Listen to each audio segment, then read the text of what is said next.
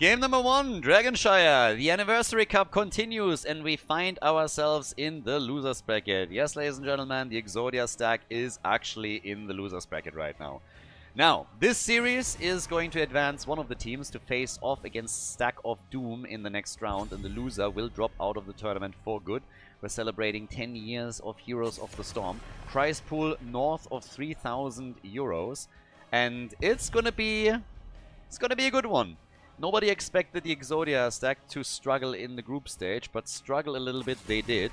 Then we came into the playoffs, and all of a sudden they got sent packing and found themselves in the lower bracket. So are they going to make a lower bracket run, end up in the grand final, and all of a sudden turn it all around to claim the tournament victory after all? Or will they eventually be eliminated by a team and drop out of the tournament early? Given that they are the team that probably most people would have pegged at the winner of the tournament, that would be kind of crazy. Now, for me, it's still nuts how many upsets we had, not only in the group stage, but also in the playoffs. And we had so many teams that did just exceptionally well. And it's very, very fun to see just a few come in, especially the newer teams, and cause huge upsets here. Now, Raccoons, for example, come to mind, but yeah, we'll see how they're going to perform as things continue. Right now we get Hanzo, Muradin, and Blaze on Dragonshire, our starting map for DDX. Deep Dive Extreme. Still not 100% sure what exactly that stands for. Maybe we have some diving enthusiasts over here. Or they're diving deep into some rabbit holes. No clue. But DDX, they've done well in the tournament. Regardless of their performance previously, they are now in the lower bracket. And have started with a pretty beefy front line here, as we have on the other side Dehaka for the top lane. So it's going to be the matchup between Blaze and Dehaka. And for the Exodia stack, the big question, of course, is how are they going to perform here? Is this going to be a problem for them? Are they going to start to suffer? Or is this just going to be another walk in the park for them with a top-notch performance and just an easy move into the next round? Benny is here on the front line. And Benny has actually started to meme this through a little bit. He laubered a lot. Here comes Zagara, usually played by Dino, so they could still swap that around, of course. This is, by the way, one of the trends that Dino essentially set. I think he was one of the first ones to regularly start playing Zagara in some of the top games and doing well on Dragonshire with her. The latest trend that they tried to pull off with the group stage, where they went into Jimmy, has fallen off a little bit.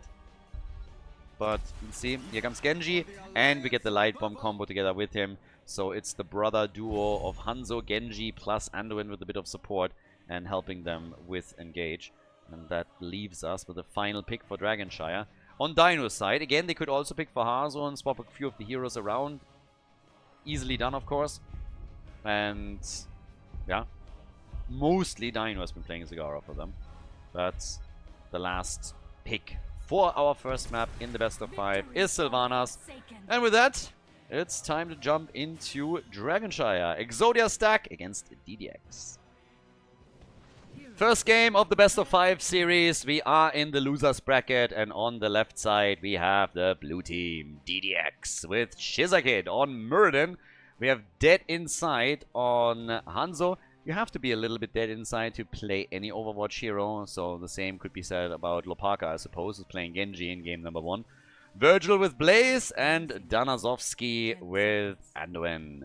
On the right side of the map, Hazops with Zagara. We got Yazu on Rega. Bloodcool is playing Dehaka for the team. Benny going into the Laws of Hope here, so starting to grab some regeneration globes for the extra stacks and to try and put some, alleviate some pressure from the healer. And then in addition, Dino, of course, on Sylvanas. And already just starting to set some heroes up on the lanes. Genji, for example, was sitting between the mid and the top lane. They're all waiting to see if maybe there is a Sylvanas push happening early on to try and take one of the towers out or drop the health a little bit.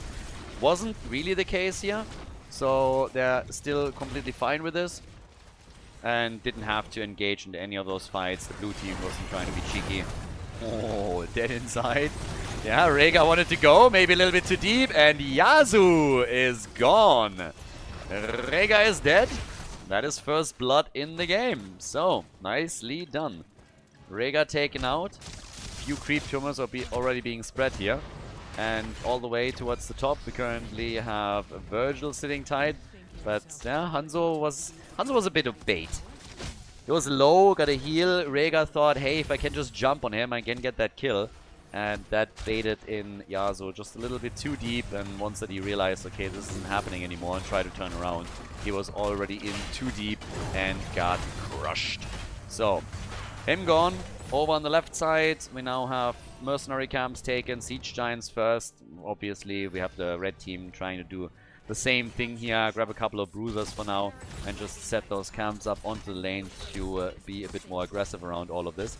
Benny is also collecting regeneration globes, which is going to help him quite a lot here. So with every 10, the heal amount gets increased. Currently, she's sitting at 20%. And we're going to get slowly more as the game progresses for Johanna. And we'll see where he ends up eventually. But this could be a pretty decent heal amount, of course, for him. And then Rhaegar is going to be less pressured. And this is a Dragon Knight. 2-minute Dragon Knight. What? DDX asleep on the wheel, apparently. These guys need a coffee. Guys, what happened? Somebody didn't pay attention. Maybe they just thought, okay, we can defend quickly. But nope, not happening. So camp taken at the bottom of the map. Dragon Knight by Benny. He probably didn't... I mean, Benny was probably sitting there. I was like, well, okay. Like, if you just let me grab that, I will. And that's a wall already gone. So that's a big freebie. Dragon Knight still being aggressive here. And as that happens, we have at the bottom of the map now a push with a double camp. Initiated by the Exodia stack. And that helps them to get even more structures slowly destroyed.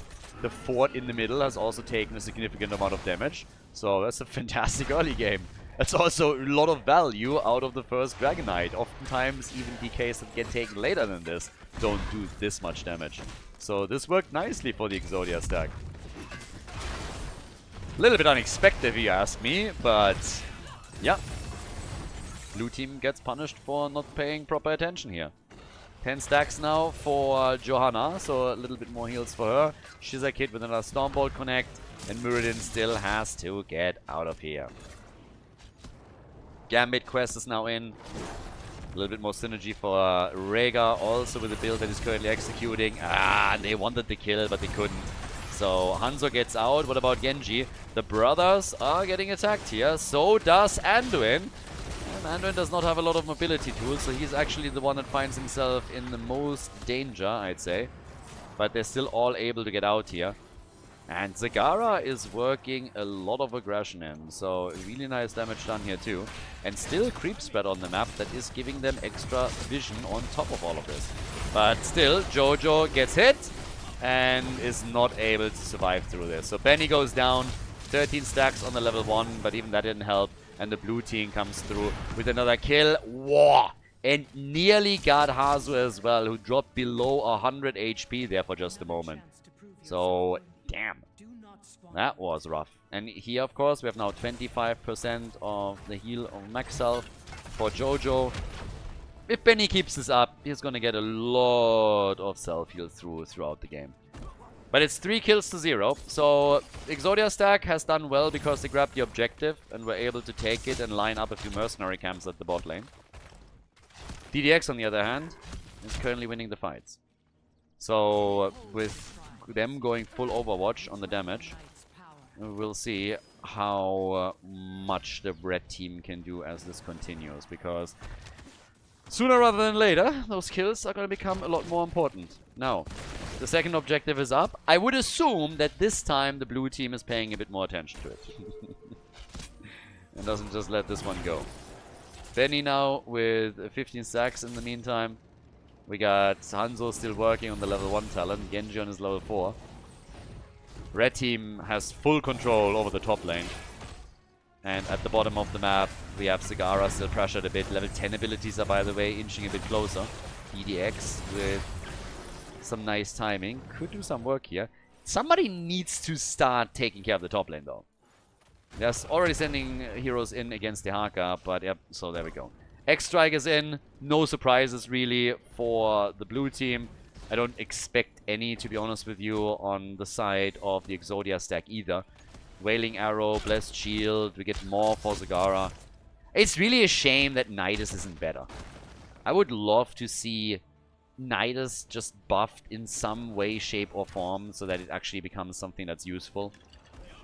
That really works for teams where they could use Zagara as another global push hero. That would be pretty cool. But that's just not the case right now.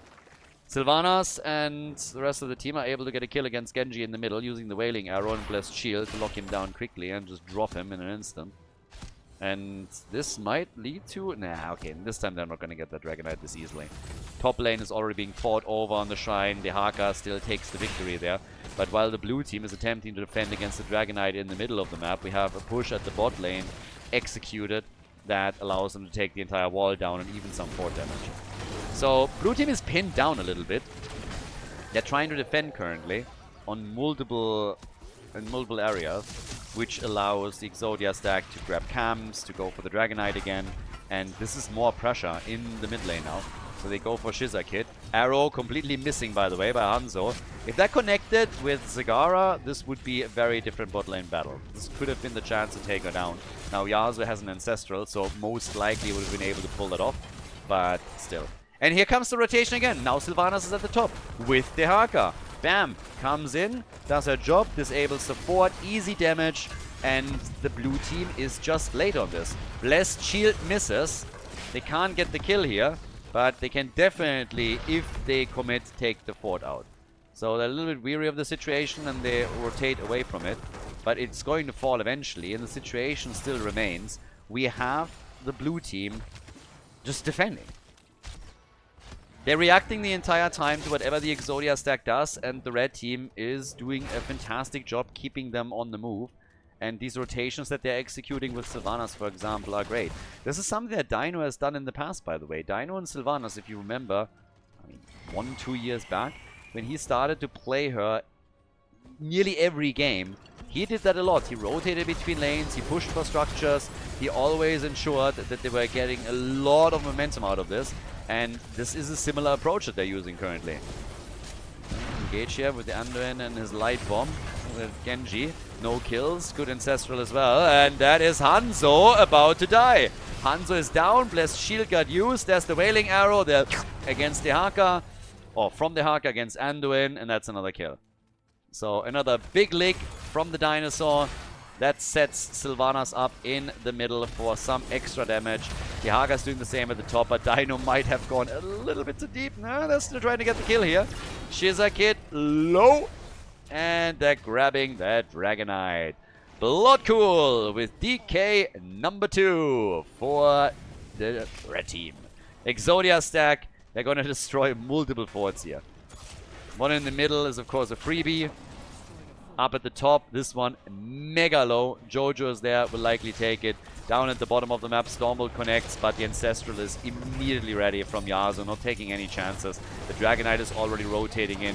They're going for Lopaka again. The Maw misses, but they are still able to take another fort out. And with Jojo and Sylvanas headed top lane and taking the third one apart, this means that all the forts are now gone.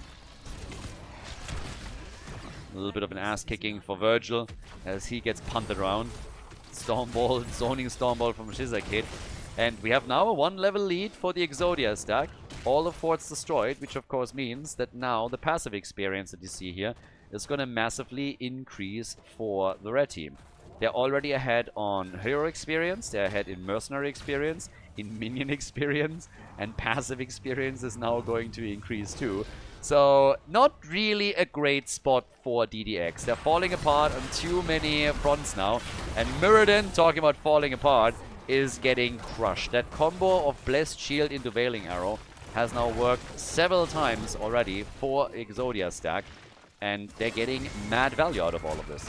And it extends the lead in experience. They pick up the level 16 talent, which is another big one.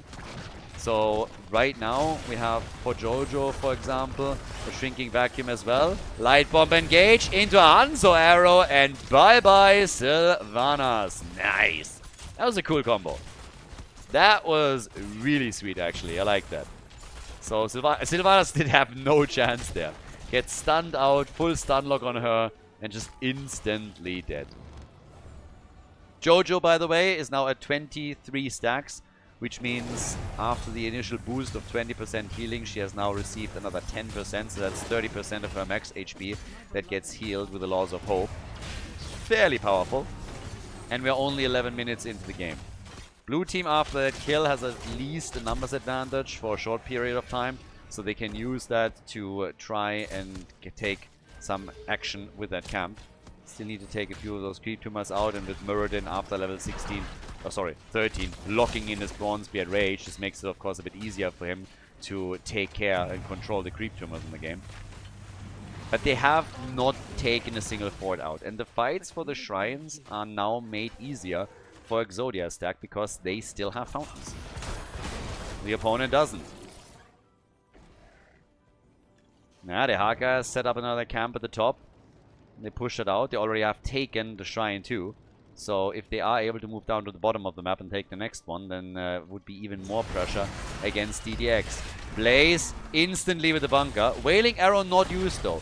They had the Blessed Shield out, and here comes the kill. Virgil is gone. The arrow connects, but that is still a bit too much. Ancestral just to be on the safe side. The Haka with the Essence. Genji, the Wailing Arrow hit him. He made it though. He gets out, but what about Muradin? He might actually not survive here. Pulps the Avatar out. Jojo flanks in. Brutal flank from Bad Benny. Went all out there with a full rotation around the opponent. They're going for Genji. They're going for Anduin. Rhaegar died as well. So did Sylvanas and Zegara. Damn. They killed everybody over here. So congratulations to the Haka and to Jojo to getting the Anduin kill. But Hanzo went on an absolute tear and dropped the entire backline of the red team. So that's a problem. Bloodcool misses the connect with the Tong. Hanzo gets killed. Benny is the only survivor, and so is Muradin. And Benny, I don't think he's going to make it. With Bronzebeard Rage, I don't think it's going to happen. Oh, he had a Blessed Shield back. Okay. Popping the ult here, getting the cooldown back, that was enough. But holy hell, 8 kills to 8. That kind of escalated quickly. Hanzo just on a tear. Damage output for Zagara is at 40,000. Hanzo sitting at 31k, and we have Genji, his brothers, 36. They try and go for their first Dragonite, but I think Jojo is going to have something to say about that. Rest of the team is now also slowly coming back in. So she gets another interrupt. Rhaegar is now ready. Jojo will still be fine, especially after she dodged the jet propulsion. And they're getting the team back now. But that was something. Definitely the VIP right now. Hanzo, absolute VIP in that environment. 19.5, and the double control now for the red team as they're claiming the top and the bottom. The situation, by the way, hasn't really changed too much. There's still fountains on all the lanes for the Exodia stack right next to those shrines, and DDX just doesn't have them. They won the fight at the end of the day, but they couldn't get anything out of it. Arrow! Yeah, long distance arrow that didn't go anywhere. Blessed Shield out, but they can't get a kill either. Good drag though. Siege lines are taken. Massive Wailing Arrow, but no immediate follow-up. Lopaga was super low. That Wailing Arrow hit 4 heroes, but they couldn't do anything with it. Now Sylvanas is going up against Blaze in the middle. There's also the Haka by now, so they're actually pulling this back. They could soon go for the Dragonite too. Nearly getting the kill on Virgil. And down at the bottom of the map, Jojo just pushed them back as well. So now the Haka is on his way towards the Dragonite, and they're going to grab this one. Zagara is taking over the bottom of the map. And DK number 3 is going to be claimed. Exodia stack, once again, in a fantastic position here. Level 20 talents, plus a Dragonite. They will focus their attention onto the bot lane as usual. This is the lane where we have 3 mercenary camps pushing through. So that's normally the lane that gets focused on, and this game is no exception. Even if you lose the Dragonite and can't take the keep out, if you line up those mercenary camps, you can execute a very, very strong push against an opponent. So this is what they're likely going to do here. But then again, the keep is taking tons of damage. They are looking for a kill on the side though, forcing the bunker again out of Blaze, who gets away. But the Dragonite, therefore, has been dropped fairly low. If they push in with Zagara and get some damage connect on the keep, they might still be able to take it out. The problem is that we now have level 20 talents also for DDX. Both teams with strong talents. Which gives us, by the way, the enough fire. And we have now also Rewind for Muradin, who's still the main tool to take the creep tumors out here. Yeah. Creep tumors everywhere. Oh, Genji saying hello here real quickly. He's done with Sanjin. Went for Sanjin on 20 and has it. Kills Rhaegar. So yeah, Genji is gonna go on a big murder spree here as well. 44,000 damage for him right now. And Genji is trying the best he can to turn the tides of game number 1 in this best of 5 series. 45,000 damage currently. Zagara with 60k way ahead of everyone else. But with this, we have now Hanzo defending at the bottom of the map. Again, the Wailing Arrow, and Anduin is gone. So is Zagara though, and Sylvanas. And they go for the Haka. Woo! That's 4 heroes down, and only Benny survives. Bentley is the only survivor in that little onslaught. So huge plays being made now by DDX, and specifically Genji is crushing it. He just picked up an additional 10,000 damage in that last fight alone. Just that last fight. And he's closing in on Zagara as well. So Genji is absolutely crushing it here for DDX, especially after he picked up his Storm talent. And somehow Exodia stack has to go and deal with it. So this is going to be real tricky. I mean, again, Genji, massive damage from him right now. Big synergy on course on all of this as well.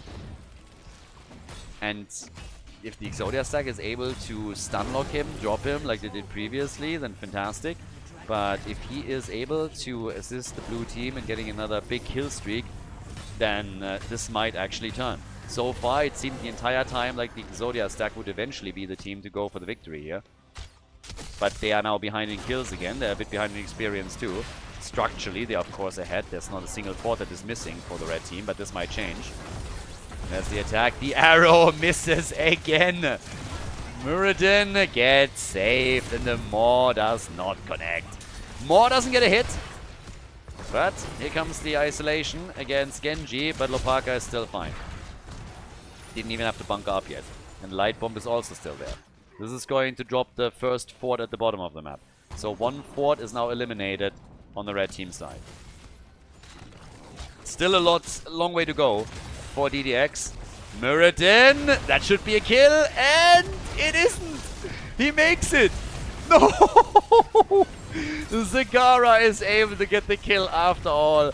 Muradin is gone. Here comes the Haka, looking for a lick, and he grabs it. Gets the lick, and that is Genji gone. There's your opportunity right there. For another Dragon Knight, for more momentum to try and end the game. Big play also at the top of the map where we have a huge camp and minion wave. Push for another keep. The team is already going for it. The Haka is the one that tries to take the Dragon Knight while all this plays out. Jojo is moving through the middle. DK is claimed and they take the keep out. They want to go for a game before Genji is back to business as well, of course. Genji's at 70,000 damage. Zagara, what a heal. Nice. Rhaegar, big play from Yasuo. Throws it out right away. Realizes the danger, and this is the end. The end of game number 1. Dragonshire, our first map in the best of 5, ends with a victory for the Exodia stack. They take the lead in the series here in the losers bracket of the Anniversary Cup. Nicely done. GG. Well played. Before we head into game number 2, make sure that you subscribe to the channel if you haven't done it yet so you don't miss out on any future content here on Khaldor TV. Well, game number 2, Garden of Terror. So we got the Exodia stack with the lead on the last map.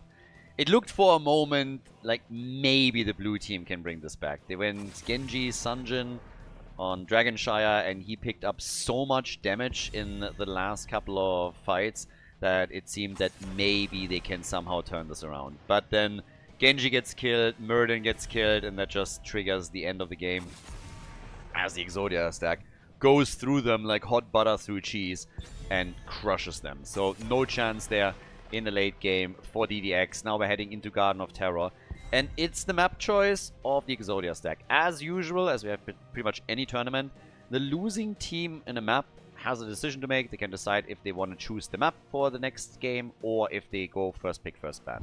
DDX losing, they decided that they want to go first pick, first ban, and therefore Exodia stack chose the map. So they want to go to Garden of Terror. Hogger, by the way, is up, so Blaze gets taken quickly. But Hogger being up on Garden usually leads to him quickly being grabbed. Because, again, Hogger is amazing for the camps here. But they go to Haka. They want the global instead. So having the global value obviously helps them on a big map like Garden of Terror as well. Still interesting. Hogger has fallen off on this map a little bit. We still see him banned quite frequently here, though. Vikings, talking about bans. Vikings have been banned because Hazops played Vikings the other day here. And most teams don't enjoy going up the Vikings. Doesn't matter if it's Towers of Doom or if you're talking Garden of Terror. It's always that 4-man that can be really tricky to deal with. And then if you have a good Viking player against you, there are a lot of just macro advantages in general that your opponent enjoys that you're hoping to shut down as best you can. Lopaka going for Sylvanas. Not only a pick for them, but also taking a tool away from the Exodia stack. Now, this is obviously, again, a tournament where we don't have any specific draft rules. So there's no pre-bans, there's no rule that you can only play a hero once, for example, as we run with most of the tournaments, and Meta Madness, for example, too. But, well, with now Tracer banned and Brightwing taken out, it's time to add a bit of damage for the Exodia stack. Rega for Yasuo, not only a great pick generally speaking, but also really helping him to accelerate any kind of camp clear that they're aiming for. So whoever takes camp, quick lightning shield, and it already helps you quite a lot. Now we get Hanzo and we get Johanna. So Benny again on Jojo. Benny is a simple man. He likes a hero, he sticks with that hero. My favorite time was when he exclusively played Varian. Every day. All day, every day. Varian, Varian, Varian, Varian. It was a fun phase. And now we have him on the Jojo train, apparently. Uther as the heal and Zeratul. Okay, that's a lot of stuns that come in too, with Uther being able to add even more to the lineup that they already have.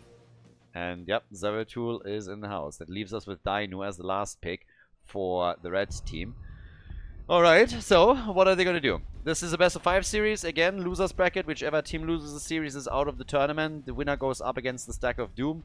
Garden of Terror is our second map. And as our final pick, we get Thrall as we're heading into the game between the Exodia stack and DDX.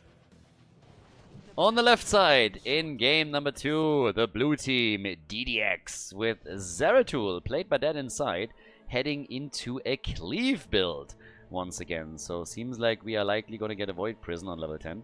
Lopaka is playing Sylvanas for the team. We have Shizakid on Murden, Virgil on Blaze, and Danazovsky with Uther. On the right side of the map, the Exodia stack with the lead in the series. Hazops on Thrall, Dainu with Hanzo, but Bloodcool playing the offlaner, rocking the Haka here for the global. Yasu for the second time in a row is playing Rega for the team. And we have a bad Benny switching it up on Johanna a little bit, the Zealous Glare, instead of him going for Laws of Hope again. So, here's the push. Sylvanas, by the way, is already pushing at the bottom of the map. This is obviously always the question if there's going to be a Sylvanas attack on one of the structures or not. Mirrodin is trying to slow the opponent down, is eventually jumping out, but with them having full vision, that means it's a safe choice for Sylvanas to go on the attack. She dropped 50% of the tower hit points. That's all that you can do at that moment. Anything else normally ends in the flank succeeding and oftentimes getting a kill against you. So yeah, that's free damage. If you're looking over towards the middle, a little bit has been done here, of course, by the Exodia stack as well, but still a pretty decent situation for DDX to be in this early on in the game. It's a big map, so you can't cover all. You have to always gamble a little bit where Sylvanas is going to be. Can easily burn the wave down at the bottom of the map. Trolling Thunder for Thrall. And Mirrodin already sniffing around the edges of the camps a bit to see if maybe he can interrupt anything here. If there's a solo clear on a Siege Giant camp, for example, Shizakid could always decide that he wants to jump in, buy some time for another team member to rotate over, and then go in for a kill and seal the camp away. But red team is having heroes around all over the place, so they're not risking anything yet. Dehaka at the top, taking care of the minion waves for now. We got Zeratul just moving in and cleaving this one out. He is likely going to end up with some of the highest siege damage that we get for the blue team. You can get some massive damage with the proper cleave build on the wave clear. Have of course some added mobility with Zeratul too, thanks to him just teleporting around there. But the first seed is now coming up. Dehaka still taking a camp at the top right. It's a bit of a slower approach right now. The level 4 tons kicking in on both sides. Stacks for Thrall as usual. We got the Rending Cleave here too. Fantastic against waves in particular. Timing the camp. Dino got close. Got very close to jumping in and saying hello here. Making Zeratul fight for it. But yeah, it was not enough. If he could speed up a little bit here, then that would be kind of funny. But no, not happening. Now, we get level 6. That is an entire level lead for Exodia stack. So they find themselves ahead. The seed is about to be claimed by Rhaegar. Nobody is interfering. As Blaze defends the top lane, we have more camps hopefully soon claimed at the bottom of the map. We're a bit hesitant on this. Late clear on that. Seed as expected. Easy pickings for Exodia stack. And here's now finally that Bruiser camp for them. As Thrall gets hit, they're trying to slow him down, and that is Hazuops dying. Totally murdered here. Hazuops is gone, dies at the bot lane. First blood in the game. That rotation was a bit too much for him to handle. And in the middle, the push just continues. They're trying to make the best out of that numbers advantage that they're running. And of course the fact that they have Sylvanas in their team. So an easy wall that gets destroyed. Ford most likely is not going to take too much damage. But everything else down here is quickly taken apart. So the fort has fallen. Dehaka jumped in and is not going to be able to do a whole lot. Misses the drag. Yeah, for a moment I was thinking like maybe they're turning around Dehaka after Uther came through with a stun. If Muradin aims for it and hits the Stormbolt, then yeah, they can extend the stun lock a little bit further. But very little else to really do here. It's not like they had enough damage to all of a sudden get a kill. And yeah, that wouldn't have happened. So, what we're getting instead is some extra damage at the top. Easily able to that. There's also the next seed that is up that everybody is making a play for. It's the red team that wants to extend their lead to 2, and they are about to grab that. Blaze just barely interrupts it, but now it's a bit too late to get that done. Yep, Yasuo claims it, so that means that the Exodia stack is now in possession of 2 seeds. Getting closer to getting some Garden Terrors here. Now, in experience, the 2 teams are still very even. We have now 1 kill to 0. Level 9 is about to kick in. Zeratul still pushing the bot lane a bit as Dehaka is now starting to make his way over once again and gets the lick on Uther. So they're able to grab that. Uther in trouble. Danazovsky turns it around with a stun. Here comes the follow-up with the jet propulsion. And Yasuo... Yasuo is still alive. That's actually 2 heroes that barely survived that onslaught. First it was Uther that got targeted, and then afterwards it was Rhaegar. Zeratul actually jumped in again for some extra Rhaegar damage, but was still not able to get a kill. Dehaka aiming for a second connect. So only 1 kill at the 5-minute mark, but they are certainly looking to add a few more here. So some big fights are already coming out at this point. Now, with that being done, said and done, we're now having ults for the teams, and that gives us, as expected, the Void Prison. Stormbolt stun dodged by Ironskin. No surprises. Thrall, I mean, again, we've seen a lot of Sundering, and this continues here. Earthquake, depending on how you want to play the game, is also something that can also be thrown out. We're going to find out how exactly Zeratul is going to play this, and if Uther is going to try and set the Divine Shield up so that he can go a little bit deeper in this. I personally really like that we have more Zeratul games lately. Oh, Uther! Muradin stunned out mid-jump. Uther with a Divine Shield. And then Sylvanas gets obliterated. That was a nice arrow. And as you can tell, Uther is not making it either. But Zeratul being played a bit more is actually pretty cool. I think Zeratul games are super entertaining. Don't necessarily want him in every single game, but that's pretty much true for any hero that gets played. But that was very nice from Exodia stack. Locking those 2 kills in was huge. Now there's a few more camps that can be claimed at the top right. There's also the next seed that is coming up. And while the Exodia stack have an advantage, it's nothing too insane yet. The lead in experience, for example, is not big, and now Benny is about to die. Yeah, no chance for him. He's gonna fall eventually. Johanna down, and that gives DDX a chance to maybe grab that seed, because as I said before, there's 2 seeds already in the hands of the Exodia stack, so if they get this 2, it's Garden Terrors.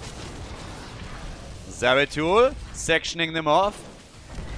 Jet propulsion, Muradin, and Draga is gone. Nice. Yep, nice little play. Hanzo with another arrow here. They're trying to interrupt this, but yeah, this is obviously eventually going to end up with the blue team, at least from the looks of it. To be honest, they are getting those interrupts. It's going to continue. They're trying to turn the fight around, and they get Uther. Uther killed. Big play against Sylvanas. Now Azobs is about to go down. That's 3 deaths in total here. Could have been more, honestly. 4 kills to 4, and the seed still not claimed. But that was a big one. So Sundering came out initially, and then the quest completed for Thrall as he makes his way over to take down Uther. Level 13 talents are ready, and this is Garden Terrors. They're grabbing it. The seed is taken. So after the blue team threw a lot against the wall to try and grab that seed and eliminate it from the red team, now we have finally the Exodia stack coming through on that 3rd seed, claim the objective, and run the Garden Terrors over this. So, yep. There we got the push all the way up at the top. Down at the bottom of the map, we're now having Garden Terrors still making their play for the next one. And good stuff. 4 kills to 4. I think 1 fort is the minimum that they're going to grab here. And, well, with the arrow down at the bottom of the map, missing, but Zeratul still dies. So they get a kill on Zeratul. And they can go for the fort as well. Uther. First, actually, we have the Regia with the Ancestral, but Muradin got also stunned out by the Garden Terror in this little play. And, yep, there's the next attack on Uther. He's gone. Lopaka also in trouble, and this is Sylvanas gone. Lots of momentum now with the objective for the Exodia stack. So, yep, they are able to grab all of this.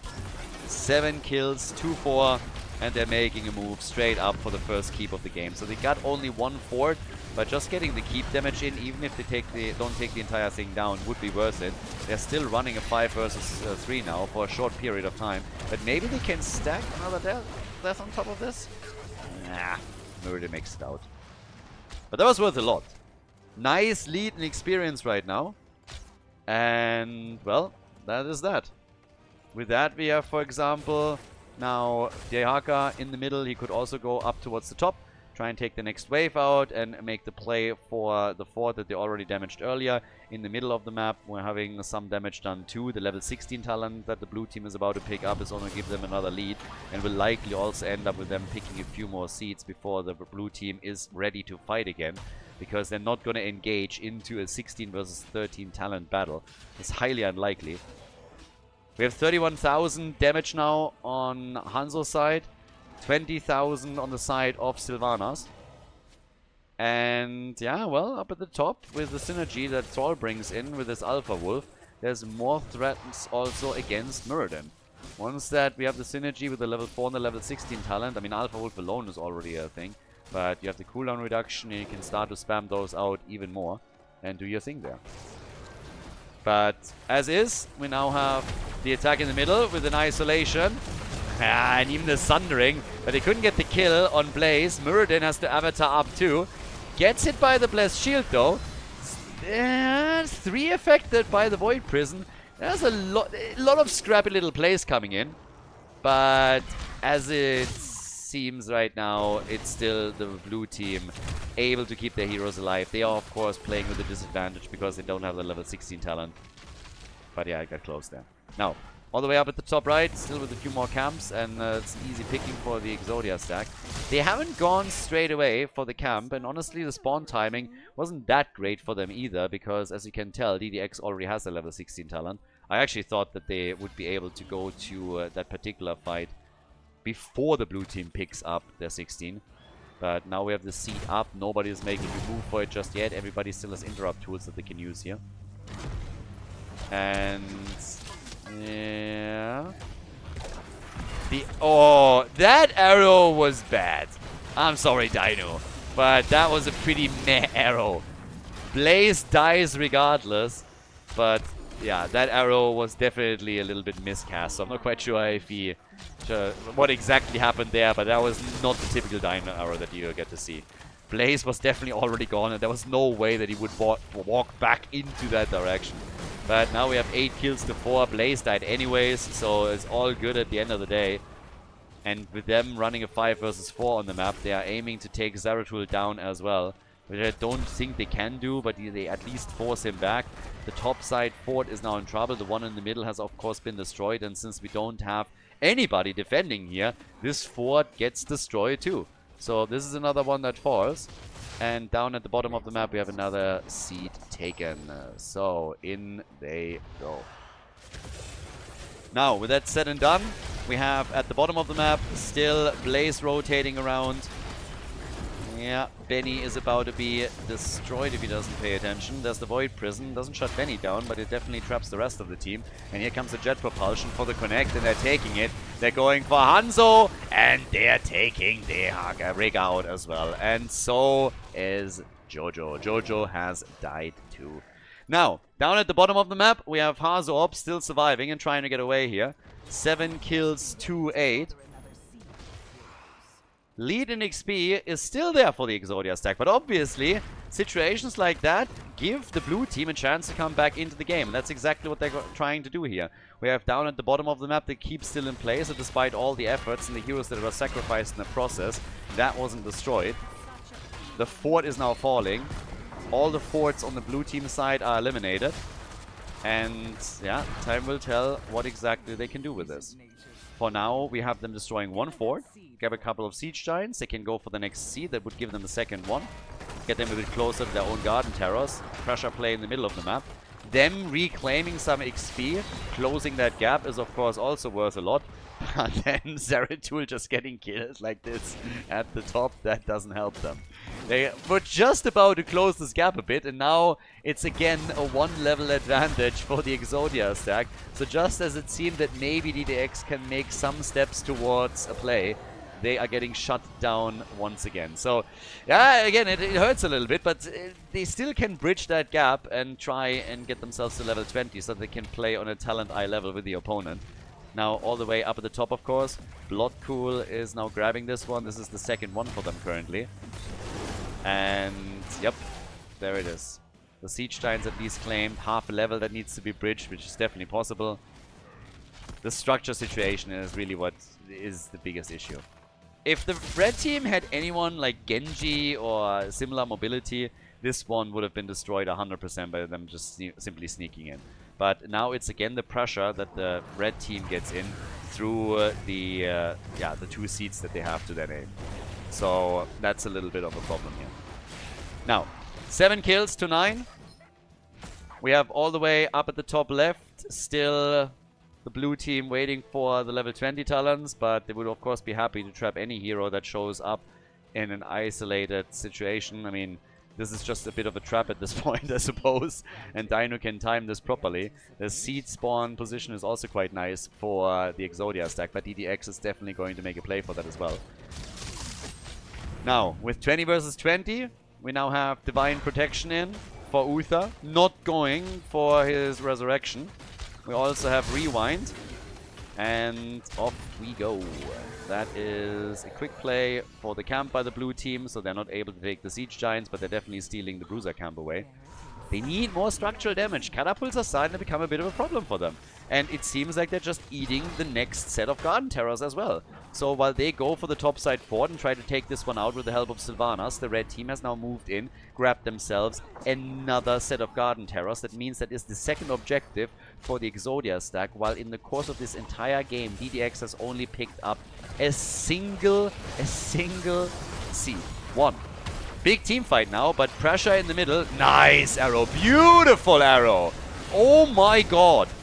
Glorious double kill against Sylvanas and Zeratul here. That was big. Maybe a counter kill. At least one. Dainu is able to get out. And I think the blue team is now completely falling apart here. They have only 3 heroes. Uther is dead. They're chasing Muradin and also Blaze, but this is already a keep that falls here. But look at this setup now. At this point, the arrow that came from Hanzo was just glorious, and then the follow-up from him to just capitalize on that situation. So that was pretty big. Keep in the middle falls. Keep at the bottom of the map is also going to get destroyed now. It was a full 5-man team wipe, and this is going to end with a victory here. Yeah, for sure, victory from Exodia stack. The 2-0. So we have 14 kills, 2-7, and a 2-0 lead for the Exodia stack. Nicely done. GG. Well played. DDX now in a pretty dire spot in this best of 5 series. GG.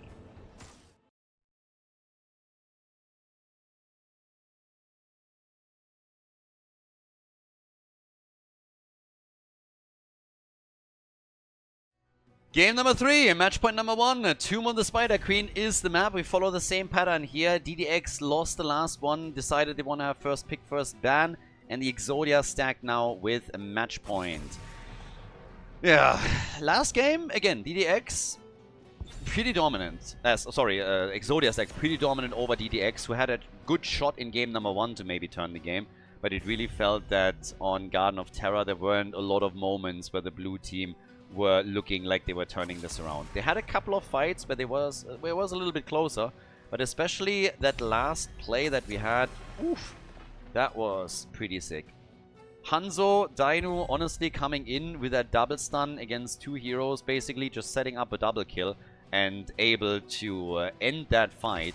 They got Garden Terrors again and just came through. 6 seeds were taken by the Exodia stack. They got 2 objectives, whereas DDX only picked up a single seed. So definitely not enough if you want to win the map and put a point onto the board. We got Jojo as a first pick for Tomb of the Spider Queen. Not a surprise. Fantastic hero here. Adds the wave clear, interrupt potential against anyone that is trying to turn the gems in. And of course, Johanna in and of itself is just an amazing tank on essentially every single map that you pick her on. We have Hanzo and Dehaka as the early 2 picks for Exodia stack. And, well, this could be the final map of the series. The loser drops out of the tournament, and the winner moves on to the next round of the losers bracket, where they would then face off against Stack of Doom in another best of 5 series. So, Tracer and Lucio both banned out against Exodia stack. They're really not a fan of that potential Tracer pick that is looming like a Damocles sword over their head. Actually, don't really know how exactly to pronounce it in English. The sword of Damocles, I guess? Yeah. I suppose. So, Rhaegar and Blaze. We've seen so much of Jojo Blaze again in the last couple of matches. It has been for such a long time, such a great combo at the front, and it's just perfect. Those Blessed Shield into jet propulsion plays, a lot of slows that are coming with that oil spill. You have with Jojo, you Condemn that you come through with, and of course if you can also get your Punish stacked, then hey, even better. The 2 of them are really making a lot of work for the team to just get those slows connected, set the team up for success, and have all the survivability in the meantime. On top of that, you of course add Bunker, and yeah. It's kind of funny to me actually that we have the Medivh ban now against the DDX and not against the red team, which you would normally think about grabbing that. Garrosh gets also banned out. Penny now does not have either Garrosh or Jojo. Are we just simply going to see Muradin for him? I mentioned earlier how he had his phase where he played nothing else but Varian. It would be funny to me if now that those 2 heroes are taken away from him, he just goes back to Varian on Tomb of Spider Queen, which is actually a hero that he played here a lot. And they could go for the father-son duo. They already have Ando in here. So a huge opportunity for a Varian play, if they want that. I think they would have probably liked a bit more burst damage, but yeah. Regardless, you can still go Diablo. You have a Nuburak as a dive hero. Plenty to choose from here. But now with Junkrat adding interrupts with Hanzo, adding vision interrupts for the red team, we now get Vala on the side of their opponents and Thrall. So triple frontline, and that leaves Vala as the only damage dealer. But we get Stitches! Nice! Stitches hook into Junkrat traps. Okay, could also, well timed with a light bomb, provide an additional stun through Anduin. That brings us again to our third map, ladies and gentlemen. Let's go straight for it. Tomb of the Spider Queen. Third game of the series. It could be the last one. We have the Exodia stack with a 2-0 lead, making this our first match point. We are on Tomb of the Spider Queen. And on the left, we got Shizakid for DDX on Johanna. We got Danizovsky on Rega. Virgil on Blaze. Lopaka with Vala, likely going for an auto attack style. And then Dead Inside on Thrall. On the right side of the map, the Exodia stack with Hazorps on Junkrat. We get Benny with another Globe talent. Hungry for more. Love it. Specifically for this map here. Dino on Hanzo, Yasu on Anduin, and Bloodcool on Dehaka. So, great stuff. Love this. Hungry for More is a great talent. It's sometimes maybe not the best choice. We obviously have Patchwork Creation as the go-to talent on Stitches. But if you're playing on Tomb of the Spider Queen with all of those globes that are around here, I always liked it when a player would commit to going for more globe stacks and then also potential, just generally potential mass hit points in the late game. You can obviously build also your talents a little bit around it. For example, add some additional Devour talents, which makes you even more unkillable. You want to have a lot of HP there, because essentially that is what Devour stacks on. In the first rotation at least he didn't get anything, but I think this is going to change soon. TM Benny was fairly diligent when he played with Johanna earlier in the Laws of Hope, so I think he's going to definitely make sure that he's going to get a lot of stacks out of this. The problem is that his teammates are actually griefing him a bit. This is now the third wave that they're taking out, and he was just outside the range of picking up one of the regeneration globes. So Benny is now a little bit annoyed and starts to go down to the bottom of the map. Not because he thinks that is good for the outcome of the match, but because he's like, hey, if you don't help me to get my globes in the mid or the top lane, then I'm gonna go down to the bottom of the map and see if I have more success there.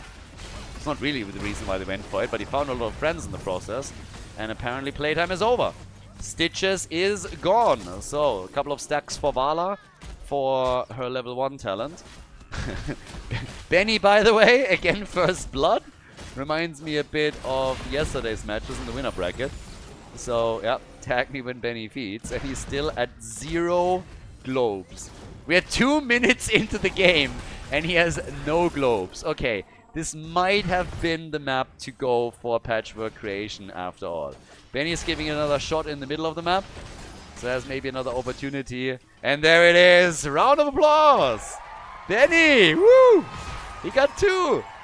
He got 2 stacks in the middle. Now we're talking. Okay. This is what started things.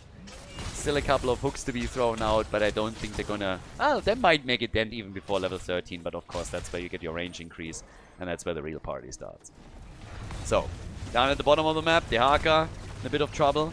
There are still gems to be had from both of the teams as they're making their moves there. Nobody has turned anything in yet, but with the Siege Giants, there's a lot of damage done down here. That wall is gone, and that will set up the first Web Weavers quite nicely for the blue team. So DDX with some nice pressure down here. Now, for their opponents though, no structural damage just yet. They're responding with 4 heroes at the bottom of the map. Stitches still rotating around, and Benny is now getting a little bit a little bit closer with those globes. Look at this. Yeah, there we go. Number 6. Has of course also the movement speed advantage that already is activated by simply picking the talent that will be increased after he gets more and more of those stacks.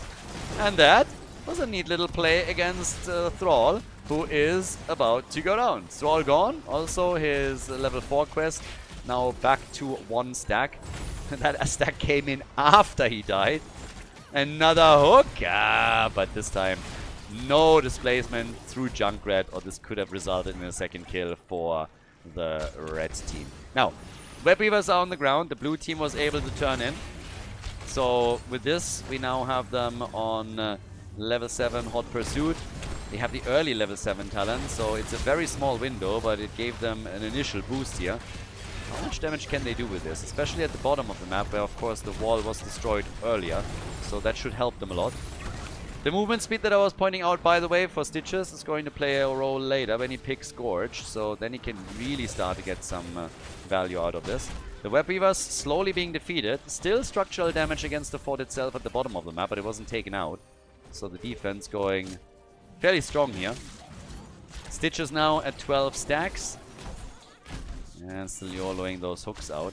Sitting at 13, and again, getting that additional HP increase is always quite nice. So is the movement speed whenever he grabs it. Still pushing Rhaegar around a little bit. And they have all the gems still. So the turn-in for the Exodia stack would give them those Web Weavers. They haven't lost any gems. At least nothing noteworthy. Shiza Kid hooked the drag, but Rhaegar has paid attention. Rhaegar was ready and instantly assisted on this. Thrall now coming in. The first few gems have been brought together. And Hanzo is dead. The gems are being picked up, but even Anduin trying to save the day here for him did not help them. So now it's a 5 versus 4, and they got to retreat, and Anduin might be in trouble. He gets absolutely body blocked. A full Warcraft 3 surround at the end of the day, and Anduin is gone. They started this with a kill against Hanzo, and then Anduin just gets fully surrounded, has no chance to go through the gate, and that's him eliminated. Which means that DDX has now a 1 level lead over their opponent. 3 kills to 1, and is closing in on level 10. They might be able to get that second turn in before Exodia stack gets theirs. Exodia stack is now turning in with Benny at least. That's 23 gems that get delivered. Blood Cool is holding 31 now. So yeah, that is a lot. 31 gems as a side laner. You obviously hold a ton because you're just rocking the solo lane the entire time. Here come the level 10 abilities. Can they get the save here? Anduin should still be able to help out a little bit, and so does Junkrat. So after the ults get YOLO'd out, Stitches still survives. And now they have their own heroics that brings Gorge into play. And we'll see if they can now completely line this up with traps from Junkrat, with light bombs, arrows, Dehaka. The red team even able to turn in. So this is the moment where they can now attempt to pay back some of the aggression that we've seen from the blue team earlier. 15 stacks for Benny. And 80 stacks on Vala. She has the first quest reward on that. But yeah, this is really the moment where they need to at least destroy a couple of those walls.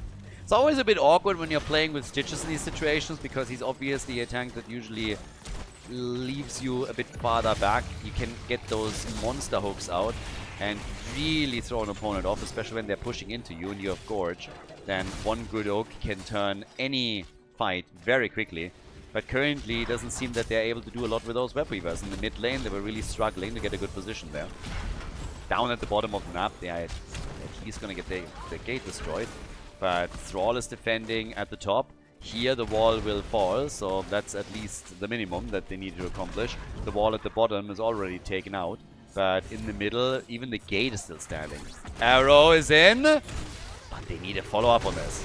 And there were too many minions around for Stitches to YOLO out a hook. He hits it against Jojo though, but the insta-iron skin and the blessed shield as Blaze comes in. Where's that trap when you need it? They try to go for Blaze. He pops the bunker out. Cooldown on the Stitches hook is ready, but he misses the target. They don't get the connect with Thrall. That would have been the perfect play here. Bit unfortunate. They can go for dead inside, make a move here. We got 21 stacks delivered, or 21 gems delivered. No stacks for Thrall, by the way. So, yeah, he is fairly low, considering that we're already 8 minutes in. 20,000 damage from Vala, 27,000 from Hanzo. Still that half-level lead in experience for DDX. And they have done, of course, that damage with their first Web Weaver wave. Each team has enough to turn in again. A few more gems, actually, on the side of DDX. With the extra kills that they got previously. they were able to also deny a few to the Exodia stack. With level 13 talents, the lead in the hook range is going to be pretty nice. Once that increase kicks in, they're going to be looking at a huge threat through Stitches alone. Yeah, nice interrupts actually. They don't have level 13 talent yet, so it seems like they would fall back and just allow the turn to happen, but they've delayed it now multiple times. Yeah, that's the first engage. Blessed Shield is by the way up, but they're not using it here. There's too many heroes trying to come in with the defense. Vala, that was a nice play. Great move. Vala about to be destroyed here. Thrall and Jojo are both gone, but that Vala kill was glorious. And here they go with another hook, and Danazovsky tries to recover the gems. They need the kill. Hanzo wants to take him out here, and they're dropping him. Tons of gems now removed, but that Vala kill was fantastic. Look at this. Anduin immediately coming in with the pull, and then they line everything up properly. And then in the back, of course, Jojo falls, gets killed. Hanzo with a lot of damage. They killed Thrall too, so that's 4 kills in total in that little encounter. Lots of gems taken away from the blue team.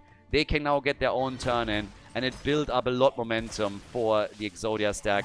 We have Stitches on top of that with an extra 500 hit points right now thanks to the 20 stacks on his level 1, and in total 10% extra movement speed that he gets through that pick. So huge move here. That was a big one, especially turning it around. I mean, Stitches got targeted, and then he comes in with a Gorge. Anduin is immediately there, and it's essentially like a mini portal. Great Ancestral here to save the day, but Rhaegar gets eaten. The arrow misses. They still want to get the kill. The Web Weaver's on the ground and starting to do a bit of damage. Januzovsky's trying to get away with Rhaegar and is able to get out, but they again pull the Haka away with Anduin as the blue team is trying to turn the fight against the Exodia stack. So, down at the bottom of the map, the fort is now in trouble. Dehaka aiming for Blaze, who makes it out of the fight, but Web Weavers in the mid and the top lane are wreaking havoc, about to destroy both of those forts. Another hook hits home. The drag from Dehaka follows, and Vala is dead again. That's the second time that she falls. 10% of the attack speed are now gone, and Blaze attempting to defend in the middle, as also the top lane is suffering tons of damage. Huge amounts now of damage against structures from the Exodia stack. It's only their second objective, and they're destroying every single fort in the game on the blue team side and are able to even destroy the wall at the top. 16 talents are coming in as a reward on top of that. They're looking fantastic here. That was, I mean, honestly, this really flipped everything. 100 stacks for Vala, which is nice. She gets 2 quest rewards here, but she also died now twice and has lost a lot of the attack speed that the Gambit quest gave her. Stitches is landing those hooks with the extended range after level 13. Much better. Can still go for a Gorge here, and has it. So they can try with a trap, and yeah, a little bit of a coordination problem, I'd say. Not everybody was here either. Benny was a bit too far out. Might actually fall. Anduin is trying to save him. And could have, possibly. Didn't account for the Devour. Yeah, Yasuo might have been able to pull him out. But he did not account for Devour keeping Stitches alive. He just saw Stitches dying and was like, alright, I'm too late anyways. I don't want to risk myself. And then Benny gets the Devour through. But yeah, he's not close enough. This at the top needs to be dealt with too. I mean, the blue team has now Web Weavers, so they're going to get those in just a second. But yeah, they are trying to go for structures now. They're trying to reclaim momentum in the game. Light Bomb, bit of a stun, okay, against Lopaka. Ho ho ho! Big damage from Dino. He nearly got... Oh my god, he actually gets the kill! You gotta be joking! Huge play! Dino, calm the fuck down. What on earth? Look at this. Check Vala out here. The first hit connects, he follows it up with a second, and then he somehow goes full on Wanted style and curves the bullet, or in this case the arrow, around the targets that are in between them and gets a kill on Vala. That shuts the entire pushdown from the DDX boys. That was nuts. Dino with a massive move now. That allows them to take the Web Weavers down without a problem. Vala is still the main damage source for the blue team. She's a hyper carry. And he just simply took her out. So, massive moves by the Exodia stack, just as it seemed like maybe DDX has a path back into the game. And the blue team back with 5 on the map. But now there's another turn-in that will happen eventually. Seems like, yeah, there's the interrupt. And the red team was still able to grab it before the blue team delivered their own. So, lots of gems still in play, not only on the side of Shizakid, but also Virgil. With the Exodia stack getting the Web Weavers, this would allow them to try and make a play for the first keeps of the game. And then on top of that, of course, you find yourself in a situation where you have chances to take heroes down on the blue team side and maybe make sure that they're losing gems too. Stitches with another quick hook here. Dehaka at the bot lane. Hanzo up at the top. And, yeah, Dehaka gets completion. Arrow. And they're fine. They're still fine here, but the barrage is starting. And that top lane in particular is having a huge problem now. Which is the main reason why we have Blaze moving back. Jojo, light bomb, not that successful. They're still trying to go for the battle. Blaze had to rejoin the fight, which means the top lane is completely abandoned and the keep will take tons of damage. It might fall. Bot lane gets opened up as well. Blaze is rotating back over. Shizakid is low, but this keep gets destroyed. Virgil isn't able to save it, and while he defends the top lane, the red team is going for more damage down at the bottom of the map. The Web Weavers have been annihilated on all the lanes right now, but this was still a pretty successful push for them. Vala gets attacked, dodges out. Ah, the Sundering, not as good as they really wanted it here. And, yeah, Stitches gets pulled back out too. This is not necessarily over though. If he gets the hook connected here against Jojo, they could actually start to re-engage into that fight, but they don't want to take this. Everybody is just trying to get away from this. Once more, Anduin with a big pull out. Devour would help them to keep Stitches alive. He continues to be the target, and that seems likely. Here comes the light bomb. They were thinking about turning it here. Harrow from Hanzo as well, but Stitches falls eventually. Had a gorge on Rhaegar, but they're not able to save him at the end of the day after all. They get the level 20 talent, but it's a few seconds too late to assist them in the fight itself. So now we have 5 kills to 7. Bit of momentum for DDX and maybe a chance to finally put a point onto this board. And, I don't know, maybe bring this series back slowly. It's match point after all, and the blue team needs to try and take this now. Going for a quick pause here. Doesn't really look like we had a disconnect or anything. Maybe just a couple of lag issues, but the issue is still the same. We have at the top of the map the keep now destroyed, so that's catapult pressure that's coming in. One of the problems is, of course, that the red team is still in position of all of their forts, with the exception of the bot lane. So that's more pressure through the top of the map. There's half a level that needs to be bridged by DDX in order to get to level 20 talents, which shouldn't really be a problem considering that Stitches is still down for another 35 seconds. But you look over to the damage numbers and you can quickly tell that they are struggling a bit. Vala is currently sitting at 3 deaths. That's 15% of her attack speed gone. She has 40,000 damage. Thrall is sitting at 35,000. And then over on the red team side, we have Junkrat, for example, bringing in 50k. And obviously, with the performance that we've seen from Dino so far, he's right now at 73,000. And with Hanzo, you always have the criticism that he's essentially a hero that has a lot of poke damage, where you can argue it's not real damage. But he just makes kill after kill happen here. And it's been a huge problem for DDX. So now they have to try and get their own turn in. The good news is that they didn't lose too many gems in the last few encounters. So they're still sitting at 87 gems, which basically catches them up. So if they get the turn in, you should be able to at least take the 2 forts out. That would be the first step. Take the 2 forts out. That equalizes things more or less. If you win a team fight, you also still have a boss that you can utilize. So it's not only the Web Weavers that we're looking at the entire time to try and make something happen here, but on top of this, you have the boss at the top lane that you could try to sync up with it as well, and then make that play. Turn-in is already about to happen. They still need to commit with Blaze, but without Stitches, I don't see this interrupted for too long. Then again, never underestimate Junkrat. So, yep, they get the turn-in. Now they have to take the forts out, and then we'll see how much more they can do. They're going to have the level 20 with us. triple catapult, 17 minutes in on the core. I don't like this, honestly, even with web weavers coming. So, yeah, you want to avoid any damage on this. And they take it out with the help of Blaze, or this core would have taken at least some damage. So, still sitting tight at 100%. But it... Ah, Stitches. Yeah, Benny from the top with the hook intent. It was actually a really nice shot, but wasn't quite able to grab it. Riptire's coming in again. Shiza Kids. They can at least take the minion wave out. Vala with Tumble now. So, Vala, or Acrobat, obviously. So, yeah, Vala just the entire time. Khaldor's everywhere. And has her Manticore too. So, she needs to bring the pain. Fort in the middle is lost. That was pretty much a given. Oh, and they kill Anzo. That's the end of Dino. Stitches also getting attacked, but Anduin is ready for the save. There is momentum for DDX now. Don't know how much they can do in the middle of the map, but they should be able to take the fort out at the top lane. And then it just depends on what they follow up with. Going for the boss is going to be a little bit tricky. I don't think that... actually, they might have enough time. Once that the web weaver is gone, they might have enough time to go to the boss and take it before Hanzo is back.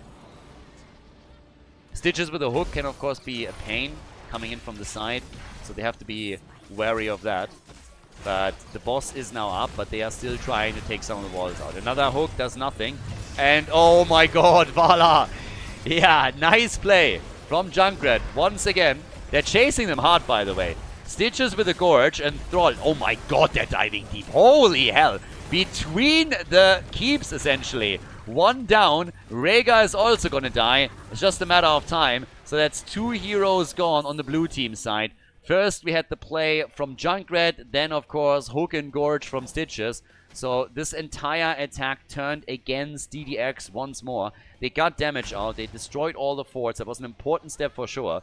But now they're down 2 heroes, and as I said before, the boss is up, and of course, Exodia stack is taking advantage of this now. They also benefit from the fact that there's absolutely no chance of the blue team turning gems in. Well, they can turn them in, but they don't have enough to get a set of web weavers. So there's not going to be a trade on this. And we're now 20 minutes into it. So with 20 minutes into the game, which means the boss is hurting. That one is doing some serious damage now. That scaled well.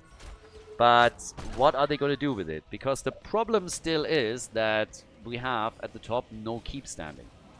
So you get control, but are you going to make a play for the core here? And it's likely not going to be a thing.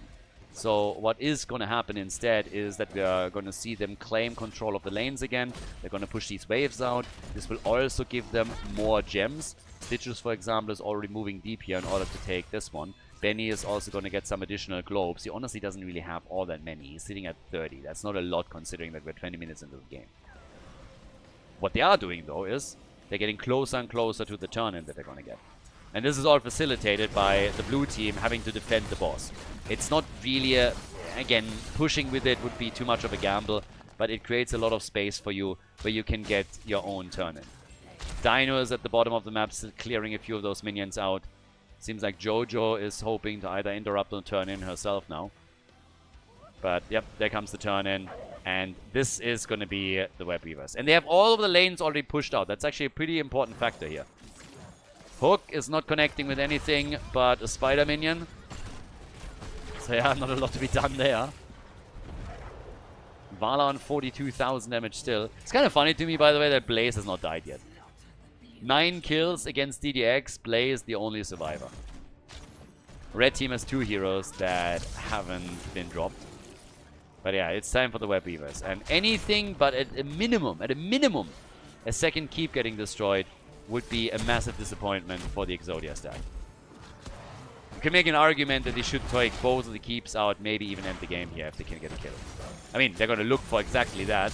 Virgil is already moving away after getting hit by the hook. Good defense at the bottom of the map. Web Weaver is down. Thrall now in the middle. They have to also deal with the Web Weaver that's going straight for the core. But there's the next push coming. And right now, this is not looking all that great for Exodia stack. DDX is pinned down in their base, true. But unless a hook lands now, that didn't do a whole lot. The lanes were mostly pushed against the blue team already. And they didn't get a second keep out of this. So, yeah, I'm always a little bit weary when I see catapults in the late game making it towards the core, no matter how many minion waves spawn. But, yeah. Right now, Vala's at 132 stacks. It seems to... the blue team has a couple of problems, I want to say, dropping heroes. But they also have their turn in again. And Lopaka gets it. So, the problem for the blue team is that this is most likely only going to give them some control over the map again. Given how far back these lanes are, I think it unlikely that they are going to do massive structural damage. They will focus their attention towards the middle for sure. Here comes the arrow, and instantly Vala's in trouble. Has to get the Ancestral. Benny with the Gorge on Rhaegar. And here comes the Light Bomb. Oh, Rhaegar's gone. He's gone. Rhaegar is dead.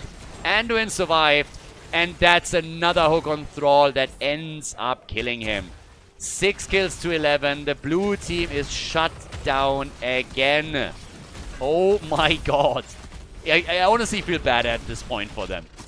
The last time that it happened, it was a huge solo play by Hanzo, by Dainu to get a kill on Vala, their damage dealer. Now we have Thrall and Rhaegar, the two orcs, both taken out. And this shuts the entire attack down and is very likely also going to trigger a massive push now by the Exodia stack that will help them to eliminate probably a keep. Boss is not up again. Junkrat is defending down at the bottom of the map. This did nothing. Now they can take the camp, for example, and then try and push for the keep here. They should at least do some damage to the keep. I mean, again, they're running a 5 versus 3 right now for another 8 seconds, but yeah. So, Stitches is just annoying as hell from the perspective of the blue team. So they take the camp here, but they're not really making any big plays against the opponent's keeps and structures. 70 gems are now needed for the next wave. Thinking about it, I honestly don't know what the biggest amount of gems was in the past that was needed to get a web weaver wave. 70 is pretty high up there. Usually by this time, the game is more or less decided and a team fight ends it. But now teams need 70 gems in order to grab that. That is a ton. That's going to take you a while. Now, bottom of the map, Siege Giants are about to be taken out. Vala is also getting closer to get her third quest reward. It's going to boost her damage a bit more. We're 25 minutes into the game with Hanzo scratching the 100,000 damage mark. A bit of a battle between Vala and Thrall, by the way, at this point in time for top damage on the team. And with the boss back up, this is likely going to be the centerpiece of what's going on here. The hooks are still coming. The Haka as the global. This is a great spot for the Exodia stack. They can push this out at the bottom continuously, threaten the bottom keep, and the Haka can always global up. That's one of the reasons why Lopaka is actually forcing this. They don't want the Haka to have too much time at the bottom of the map, but this is still going to be a catapult that goes for the keep. So this bot lane is very likely going to lose the keep now. And over here, Vala still dancing, but if they have vision, if Benny gets a hook connect, that would be the dream. They're sundering though against Anduin. Arrow is saving the day, and they're going straight into that fight as the bottom keep is about to fall to the catapult, or at least takes an enormous amount of damage. The blue team looks for salvation in kills. They come to the top, go for Benny again, but he gets pulled out by Anduin once more. The hook against Blaze, who doesn't have bunker available anymore, and he somehow makes it. Great play also by Jojo, who popped the 20 to keep him alive. But that really looked like a kill. That looked like it was lights out, and immediately Vala is back at it. The hooks will come. Good dodge from that inside after Stitches hits Pulverize. Bottom keep, by the way, not taken out. No catapults pushing in right now, and the Haka can't just simply move back down to the bot lane again. Blue team is pinned. Stitches has to be careful against Thrall here. Anduin might need to save him. Doesn't have the cooldown from the looks of it, and Stitches goes down. Benny is dead. Maybe this is the moment. Yasuo is on the run. Anduin didn't have the cooldown for his trade, so they are not able to make that move. And now the boss is extreme. I mean, this is going to be taken by the blue team for sure. Without Stitches, how are they going to try and shut that down? I don't think they can. Maybe the red team can try and go for a bit of a counterplay, but currently that's not the case. It's a 5 versus 4. There comes the Sundering as the Thrall flank comes through. Great dodge on the jet propulsion.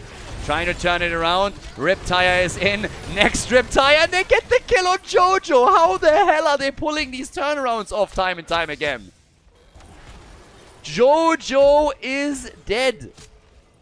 The blue team knows that they have to make a play at the top. They can't play the long game here. Not against the global. Not with the catapults doing that much damage. So they need that boss at the top to turn this around. Stitches is back in 6 seconds. They're desperate. It's a 4 versus 4 now. Dehaka is saying hello, but they're really trying to make that play. They feel this is the one move. Riptire is coming in. Jet propulsion. Anduin with a light bomb again. They're being pushed back out and the boss resets as Stitches is making his way back into the fight. Holy crap, the hook on Vala. Stitches come back, gets the hook, and this is Vala dying. Lopaka is gone. Even if they killed Dehaka, which they didn't, this would be the beginning of the end.